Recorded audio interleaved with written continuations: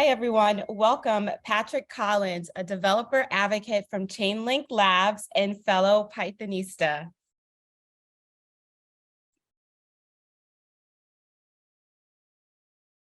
Hello, GM, everybody. Welcome to the Vyper conversation at PyChain 2022. Let me see some GMs in the chat. I have my Discord up. I see the questions and comments rolling in. Let's see some GMs. Thank you. Welcome.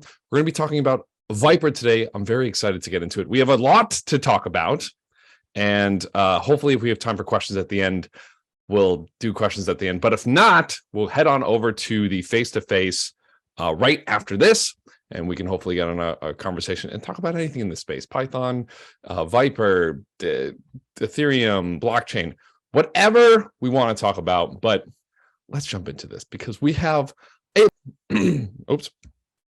So today we are talking about Vyper. Welcome. And for those of you who do not know, thanks again, Melissa, for the introduction there. But yes, my name is Patrick Collins. I'm a developer advocate at Chainlink Labs. I love Python. I love the smart contract space. I live and breathe coding and engineering and developing. I've made a lot of courses. My first massive course was a 16-hour-long Python Brownie-based educational course, and I've just been doing it since. And yes, I know my logo is a frog, but I love the snake. I love coding with the snake. I love snake case.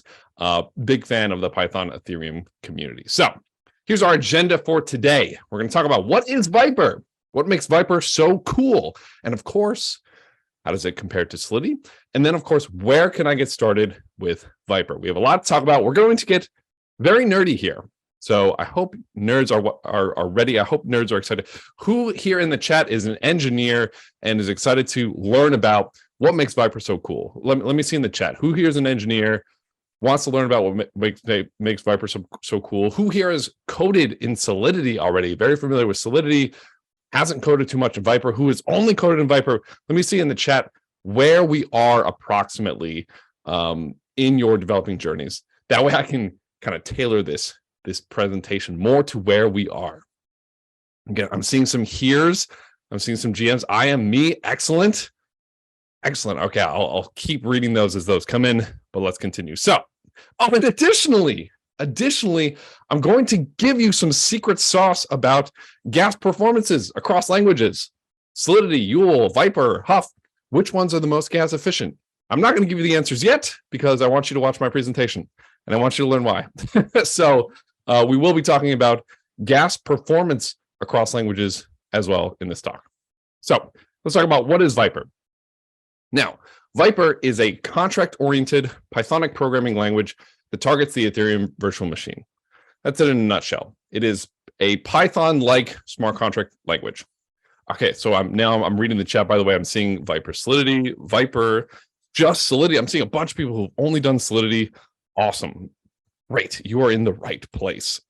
Vyper actually was originally written by Vitalik. The first couple of commits, if you go back, are Vitalik, which is really cool. Like Vitalik has a history of being very deep in the Python community, which is fantastic, and starting a lot of these stuff. In fact, way back in the day, there was Vyper is actually the the successor of the programming language called Serpent, which was even lower level than Vyper is. There was even a Python client called Trinity. And here is what Vyper looks like. Here's kind of just a general feel of the syntax. Additionally, Vyper comes with out-of-the-box support with Brownie and ApeWorks, two Python smart contract development frameworks like Foundry and Hardhat. Even actually Hardhat and Foundry support Vyper as well, but these support them out of the box. And if you're looking for a great place to get started with Vyper, github.com/smartcontractkit/ApeWorks starter kit uses the ApeWorks framework to build Vyper smart contracts in a more professional environment. So definitely check that out. But yeah, Vyper currently has 8% of all smart contract value. Number one, of course, being Solidity. Number two being Vyper. A large part of that coming from Curve and Your Finance as well. These are two absolutely titans of the DeFi world. And for those of you who prefer the older UIs, there you go. But yes, so the Ethereum and the Python community have a lot of love for each other and have had love for each other for quite some time. And Vyper is another language to build all these amazing smart contracts. So in a nutshell, that's Vyper. Cool, great. We have the high level. Let's get a little bit nerdy here. So what makes Vyper so cool? All right, let's talk about what makes Vyper so cool. And I want to give a disclaimer because there is sometimes a little bit of animosity between teams. I like Solidity and Vyper. I'm not here to bash on Solidity. I also like Solidity. I think both languages are absolutely fantastic. They both do really good things, but it is good to compare them so that you as an engineer can know what tool to use for the job, right? Because at the end of the day, the tools that we use are only as good as we can only use our tools as much as we understand how they work, right? So in order to use these tools effectively, we need to really understand how they work. Now, the goal of Vyper is also a little bit different than the goal of Solidity. The goal of Vyper is to maximize simplicity and security, or another way that I like to think about it is to reduce the chance for you to shoot yourself in the foot. Now, keep that in mind when we're going through these examples, that is the goal of Vyper. We want to shoot ourselves in the foot less. As we know, in the smart contract coding world, if you make a mistake, it has dire consequences. If you make a mistake, maybe your protocol gets drained of funds. Maybe somebody loses access to something they shouldn't have lost access to. We want to make sure that our contracts are readable, they are auditable, and they're as simple as possible so that we as developers don't screw things up. So keep that in mind. That is the goal of Solidity.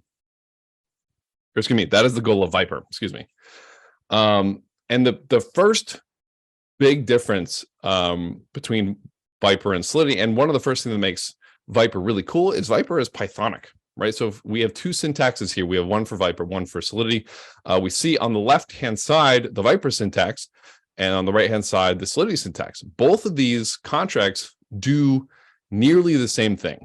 They both have a stored number storage variable, and we can read and write to that variable. Both these do the same thing. Obviously, you can see the syntactical difference, but they're still pretty similar.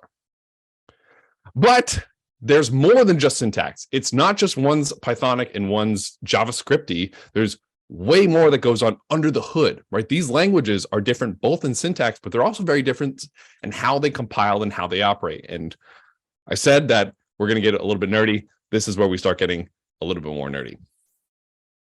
So one of the things that Vyper does, and actually a lot of higher level smart contract programming languages do, is they do a lot of these checks, right? Whenever we deploy a contract, you see on the left here, this is Vyper syntax for your constructor function, basically. When you deploy your Vyper contract, this is the function that gets called. Obviously, this function doesn't do anything, right? It just calls pass, which is a Python keyword or a Vyper keyword, which means do nothing, don't do anything, deploy it, whatever. When we compile this code, if you look to the right, you'll actually see what opcodes this constructor actually creates. And like I said, we're going to get nerdy here. And if you look at the top, the first three opcodes are this call value, this push, and this jump I. This is a check. The call value is an opcode to see how much value has been sent to your contract. When in our Vyper here, we're automatically checking right away, hey, did you send any native blockchain token like ETH, Polygon, Avalanche, etc., with your contract deployment? If yes, we're going to jump I down to some piece of code that will make this contract revert. So we have checks built in that will automatically make sure that we don't send value with this contract. Again, what are we trying to do? Reduce the chance for you to shoot yourself in the foot. Okay, this is a great way to reduce the chance of shooting yourself in the foot, to prevent your contract from even deploying if you accidentally sent value to it. But we have more than just this. We have checks even on our functions. So here we have a minimal function here called stored number. It takes a uint 256 and it just updates our storage variable stored number, because I spelled it wrong. Sorry. And this has some checks too. If we look at the opcodes for this that get compiled, we actually check a couple of things. The first thing that we check is, did we send native token to this function call, right? If you send ETH or Polygon or Avalanche, whatever, with this, that is going to be locked in the contract and you won't be able to give it back out unless you added some function to pull out the funds. So Vyper again is looking out for us here. Also, we have this little opcode below where we do call data size, XOR, jump if. We're checking to make sure that somebody sent enough data, right? A uint 256 is 32 bytes. So we need to check, hey, does the call data have enough data for this to even be a uint 256? If not, revert. And you'll see here it says push OX24. That's actually 32 bytes plus the 4-byte selector, which is why it's 24. And that's the hex. So that's why it's written like OX24. But we're doing these checks, right? We're doing all these checks to make sure that we're going to be safe. So Vyper does a lot of these checks, and that's one of the things that makes Vyper cool. What else does Vyper do that makes it look cool? Well, Vyper doesn't allow for infinite loops or recursion, right? What are we trying to do? What are we trying to do? Not shoot ourselves in the foot. And as developers, if you have a recursive function or an infinite loop in your smart contract, what's going to happen? If we're just coding Python or JavaScript or Rust or Go, and we have like a really crazy long loop, well, we're going to sit there for a couple more minutes, but no big deal, right? We just stop the process, or we just wait it out till it's done. In the smart contract world, if we have that, we have a chance to blow up the amount of gas we spend. So this is something that we want to avoid. So Vyper says, you know what, we're just not going to have this. And if you try to compile this Vyper code on the left-hand side, it'll actually error. You can't deploy this Vyper code on the left-hand side. You can't compile this. On the right-hand side, other smart contract languages do allow for recursion, and they do allow for these infinite loops. So the left-hand side, you'll see we have first call calling second call calls first call calls second call, and that would just be an infinite loop. Vyper says, nope, no good. Solidity says, yep, sure, that fine. And yes, you will run out of gas in Solidity, but Vyper says, hey, we're not even going to have you spend that gas to find out that it's an infinite loop. So Vyper has a lot of these really cool things. Again, reduce the chance for you to shoot yourself in the foot. And when I think about reducing the chance to shoot yourself in the foot, I like to expand on that. Reduce the chance for you and for auditors to shoot yourself in the foot. Vyper aims to maximize readability so that when auditors come to your code, it's much, much easier for them to read and figure out exactly what's going on. So Vyper has a lot of other really cool things that might seem wrong at first. So Vyper doesn't allow for any inline assembly. You cannot go into or manipulate the EVM directly. You can't do any function overloading, no class inheritance, no infinite sized arrays, no binary fixed points, no modifiers. All of these restrictions here are to make the code more readable. If you've ever gone through a deep, a massive project, JavaScript, Solidity, Python, whatever, and they have imports and dependencies, it can be really, really difficult to understand what's going on under the hood. And if you're an auditor, that difficulty will translate to worse security. So Vyper says, we want to maximize security, so we're going to make it as simple, as readable, and restricted as possible. Now, I know I've done a little bit of comparing to Solidity here as well, but most of these things are just really what make Vyper cool, right? These are some of the really cool things. It's Pythonic, has these checks. It's aimed to be maximally readable, maximally audible. But let's also talk about how it compares to Solidity. So right now we've seen a little bit, but let's get a little bit nerdier. Let's get a little bit deeper, a little bit nerdier. And I've actually done a lot of the content that I'm going to go over here. I've done in a video, Vyper versus Solidity. There's a QR code to the link. We also have Huff and Yule in there as well. So if you want to watch that, feel free to take a look. And this leads us to number 4. This is the fourth thing in my mind that makes Vyper really cool, which is the way Vyper manages memory. And I said we're going to get nerdy, so here we're getting really nerdy, okay? So there's a little image of what's going on with Vyper's memory. Just to give the quick synopsis, to add memory to Vyper, a slot for your variable has already been allocated at compile time, and it's just a matter of sticking in that storage location. Each element gets assigned a spot since we'll always know how big it is. Now, this might be a little confusing, so let's talk about it. So first, if you're unfamiliar with memory, just a quick primer on memory. There's several places you can store data in the EVM. Here are the main 6, if you will: storage, code, logs, call data, stack, and memory. Storage is going to be your storage variables. Those are going to be the ones that persist. The code is like the actual code of your contract. That's the byte code. Logs are those events that are emitted that your smart contract cannot interact with. Call data is going to be the data given to basically our functions. The stack is that low-level EVM stack machine. Basically, the EVM is a stack machine, and memory is kind of this array that, again, is at the really low level. Now, if I have a function that looks like this, again, this is Vyper, where I have this variable 2, that's of type uint256 equals 2, so variable name 2 value is 2. This is going to get stored where? It's going to get stored on memory. Why in memory? Because it's a temporary variable. After this function is called, after this function completes, the 2 disappears, right? We don't care about it anymore. So memory exists for the duration of that transaction and for the duration of that function call. So where would we store my 2, excuse me, I put my number, but my 2 variable? Well, we're going to store that in memory. It'll also end up on the stack, but ignore that for now. We're going to store this on memory because it's a temporary variable. Now, kind of as a simple explainer of what memory looks like, I usually tell people it looks like just kind of like an array, like a list, 0, 1, 2, 3, 4. Now, that's not totally true, but it's not totally false. But for now, let's just pretend it's an array. And when I say uint256 2 equals 2, I'm going to place in memory, in this kind of under the hood array, I'm going to place it in the first slot that it's available. But the question is, well, how do we know that that slot was available? How do we know to put it here?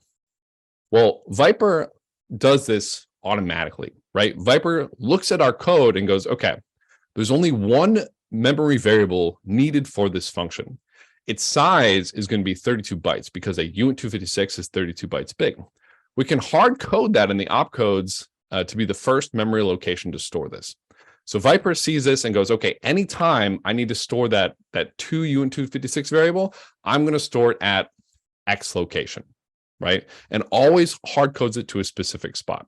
Now, if we're going to get a little bit more nerdy, technically we're storing it at the OX40 spot, which is like kind of like the third 32 bytes, but it's basically the first open slot. And Vyper goes, every single time we call this function, I'm going to store it at that OX40 or that second slot. It's always going to go in there. Why? Because I know it's 32 bytes. I know that the 2 variables 32 bytes long. I know that I've saved spot OX40 always for that variable in memory. So it does it statically, right? Because it always knows that 2 is going to be 32 bytes. So I'm always going to stick it right there. Now, this only works if you always know exactly how big your data will be at compile time. And Vyper always knows, only allows statically sized data. So we cannot actually have in Vyper a dynamically sized data. And a lot of people might be asking, okay, well, Patrick, what about arrays? What about lists? What if I have a list that I want to make grow bigger and bigger? Well, in Vyper, you can have a fixed length array or a dynamic array with a maximum bound or a bounded dynamic array. So you can have a dynamic array that starts at size 0, but you have to specify how big it's going to be. So in our fixed array, my fixed array uint25610, the length of 10, that will have a length of 10 on initialization, but my dynamic array here will have a length of 0, but it can only go up to 10, right? And this way, Vyper will always know how big it is because it can just allocate 10 slots for this array, or or 11 slots, or yeah, I think it's 11 slots because it needs also the size, but never mind. It always will know exactly how many slots it needs to allocate. And this makes a big difference in gas performance, which we're going to get to, I swear. Now, let's talk about memory management in Solidity. And this, I think, is where it'll start to make sense, the difference between the two languages, or one of the big differences. So Solidity doesn't know how big variables are going to be. So what Solidity has instead to allow this dynamically sized variables is has something called a free memory pointer. So let's take kind of the same code example, but in Solidity as opposed to in Vyper. We have uint256.2 equals 2. This is going to be a memory variable. And we're going to see how Solidity handles putting this memory variable into the memory location. So Solidity looks at this and goes, okay, we need a memory variable. Let's just consult the free memory pointer on where we should add this in the memory array. So again, we're going to be a little bit technical here. So at the OX40 slot in Solidity memory, you'll pretty much always see this this push OX80, push OX40 M store in your Solidity like compiled opcode. Because that's going to be storing this free memory pointer. Solidity is saying, okay, at position 2 or at position OX40, whatever value is in here is where free memory starts. And so this is saying that at position 4 or OX80, that's going to be the first open slot for data. Now there's 0 and 1 are reserved for some like hashing stuff. Slot 3 or OX60 is there's a 0 slot for arrays, but we don't really have to worry about that. But in our Solidity code, we take this uint256.2. We in memory, we look at this OX80, which is going to be the free memory, and we stick it in the we stick the 2 in the OX80. Now, our free memory pointer starts off pointing to OX80. But after we put the 2 in here, we then update our free memory pointer to just point to the next one. So that's how Solidity deals with memory management. It just has this pointer that it's constantly updating for adding memory to this array. Now, what are the pros of doing this? So you might be thinking, okay, well, that's a lot more work. That's a lot more gas efficient. That's a lot less gas efficient. For Vyper, as we saw, Vyper just goes, every single time I see this 2 variable, I'm going to stick it at OX40. Every single time. Solidity goes, I'm going to consult the free memory pointer first, and wherever it's pointing is where I'll stick this variable. So free memory pointer takes a little bit more work because you got to update it. Vyper just goes, I always know exactly where I'm going to put this because everything is statically sized. The pros of this, though, of course, you can use dynamic arrays in Solidity. You can't have an infinitely sized array in Vyper because Vyper won't know how big it is, so it won't be able to allocate memory for that array. In Solidity, you can't do this. There's some other pros and cons as well to doing this, but that's one of the big ones. Pros for Vyper are going to be it's a little bit more gas efficient and it's a little bit more efficient with its memory management. Cons are that all of your arrays, when you code in Vyper, have to be bounded. So you cannot have an infinite sized array. And some people think that that's good and bad. Now, to me, this is one of the biggest differences between Vyper and Solidity under the hood, because it kind of shows kind of the differences of goals between these two languages. Now, there's also other differences in performance as well. Other differences in performance as well, like opcode use, memory utilization, metadata runtime, and construction. But I think boiling it down to kind of this memory management is like one of the first things that you'll see when you start comparing the opcodes of the two languages. So again, here are the two contracts that we did for a lot of these comparisons. I'm running out of time here. But now we're going to get to the results of the gas testing, the results of the performance. Now, when we create these contracts, these two contracts, if we compile, deploy them, this is kind of the difference in gas here. We're seeing across different languages. I also wrote similar contracts for Huff, Yule, Solidity and Yule as well. And we see pretty significant differences between Vyper and Solidity for just creating the contract. Now, there's also pretty significant differences in reading and writing to these contracts. So this is the gas costs of deploying the contracts. This is the gas costs of reading and writing. And just note that this is like a broken graph. So the left-hand axis actually starts at 27,000. So it doesn't start at 0. This one starts at 0. So you might be like being like, whoa, like Vyper is twice as efficient. It's not twice as efficient, but it is more efficient. But so this does result in major gas savings in the Vyper language. And again, we break this down in this video here. If you hit that QR code, you go to the description, you can see all the code that we use to actually compare these as well. And the contracts and the different ways it's compiled if you're curious on how we got to these results. Now, finally here, just so I can wrap this up, where can I get started with Vyper? So we might be thinking, oh man, this is really cool. Curve uses this, Yearn Finance uses this. Those are two DeFi behemoths. And it seems like there's some gas efficiency improvements, and it's Pythonic. I personally love Python, and I love the snake case, and I'm a big fan of that. Where can I get started learning Vyper? What can I do here? Well, I'm a big fan of going to the protocols that are already successful and learning from them.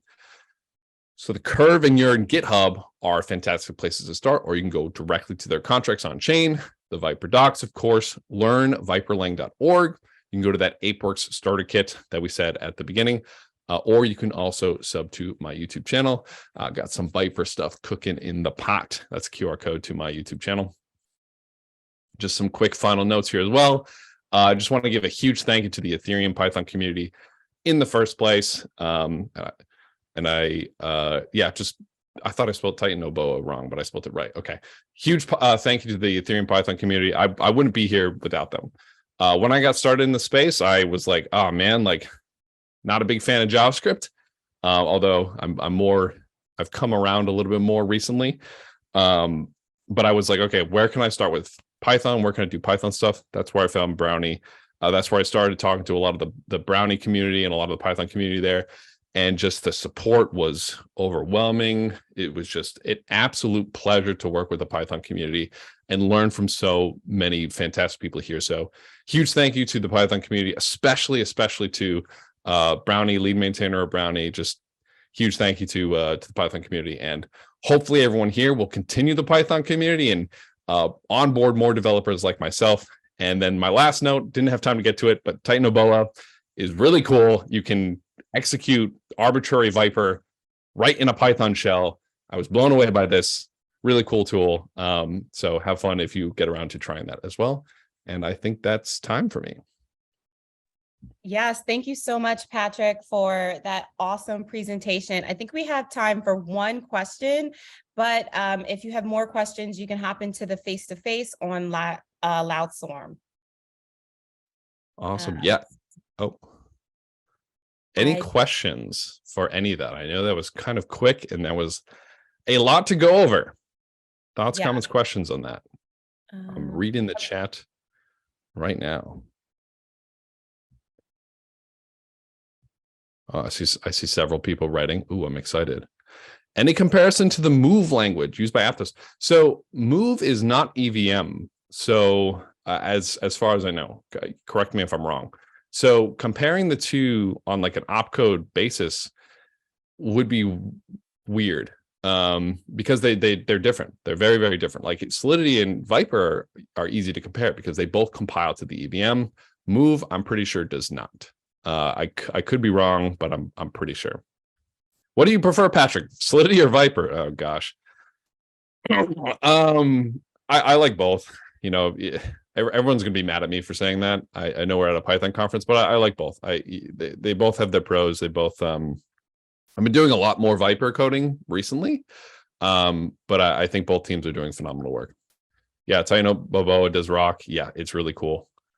All right. You just say that Vyper can't have infinite arrays. What do you do if you have an array which grows very fast over time? How do you build that with Vyper? Great question. Hopefully I have time for that. So having an array that grows really fast over time in the smart contract world is actually kind of bad. Now, why is it kind of bad? If you have, let's say you have a massive array and you need to, query through the array to do some call for a function. Every time you query through the array, you're going to, as it gets longer and longer, you have to query more and more, making it more and more gas expensive. And this actually leads to something called a denial of service attack for a smart contract. If you have an array that's so massive that it's unbearably gas expensive to query, you can essentially stop people from interacting with that contract. Hey, Patrick, Yes. can we continue the conversation? Yes, sorry. Awesome. Yes. Great cliffhanger too. Yeah, talk to me in the space, and I'll see you there.